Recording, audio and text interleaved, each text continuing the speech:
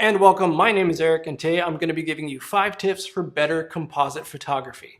If you do not know what a composite is just taking multiple images, as little as 2 or as many as a few dozen, and making them into one image. Now, if you're wondering why in the heck would I ever want to do this, there's actually a few different reasons. If you want to make things float, or if you want to add a few extra objects into the image. Also, if you have something that may not be safe for your subject, or something that you just can't really afford or is within the budget of whatever project you're doing. You can also use this for landscape or product photography, basically anything doesn't move.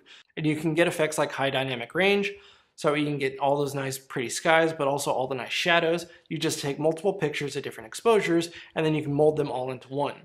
The other thing you can do is for macro photography, or anything really close up where you have a really shallow depth of field, you can do something called focus stacking. What that means is that you take multiple images at different focus points, and then you Photoshop all that together into one image where everything is in focus. Getting right into it, we got number 1, you need a tripod. The reason is you do not want your camera to move. I guess it's kind of 2 tips in 1. When you're doing this, because you're changing things in the image, but you don't want to change the composition or anything else, it is very, very important that your camera does not move. It's even a good idea to weight it down if you have a lot going on, or if you're going to be moving around the camera, so that way if somebody does actually kind of nick it, it won't actually tip it over or move it too much. Tip number 2 is going to be manual focus. Now, I'm not saying you have to use manual focus the whole time. Basically, once you get your first image, you can autofocus it, take the photo. As soon as you've taken that photo, switch your lens to manual focus. The reason is that anything else that you add into the image, you don't want it refocusing, because otherwise it won't look as true when you're trying to get things that are slightly out of focus in the background or in front of your subject. Number 3 is a remote trigger. Here I have one from Canon. There are a lot of other cheaper options, or if you're using any sort of tethering software, which is also a good idea, you basically just need something to fire your camera without actually touching it. The reason for this is that a lot of people, they push down on the trigger kind of hard, and it will actually cause it to shift just slightly. And again, we do not want that camera moving at all.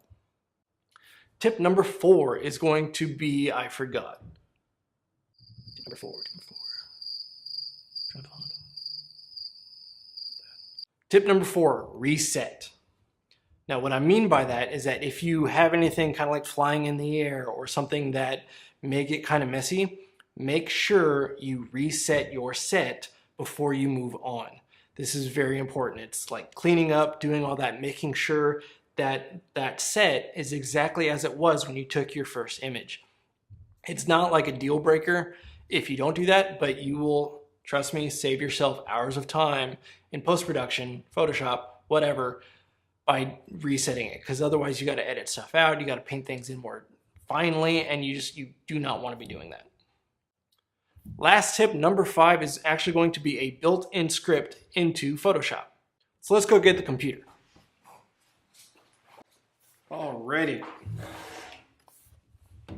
So we only got a little bit of time, so I'm going to make this quick. We're going to go to File, Scripts, and load files into stacks. What that is going to allow us to do is pick our images that we want to put in there, and it's going to load each individual image as an individual layer into one Photoshop file. This is why it saves us so much time. So when I select that, it's going to bring up this dialog box. Says, hey, what files do you want to put in? We're going to go to Browse. This is a file that I've already done before, but just to demonstrate, I'm going to add them in again. We're going to hit Open, and then we will hit OK. Hopefully this should only take a minute or 2. Relatively new computer. So that is go ahead and finish up there. You can see it's loaded each individual picture as a individual layer, and now all we have to do is use the mask here to paint in the elements of each particular image that we want to paint in. To show you what this looks like when it's all done, because again I have completed this, is we have this here, and then you can see these are all the layers right down here that I have painted in each individual light bulb to make them look like they're floating. And that's going to be it for this video. I hope you did like it. If you do create any awesome composites, like I know you will, definitely post them and leave a link down in the comments. I'll be happy to check those out. If you have any further questions, definitely leave them in the comments below as well. If you like the video, hit the like button. If you want to see more content, please hit the subscribe button. And per usual, always remember to love yourself. Do not forget that. And I cannot wait to share the next video with you guys.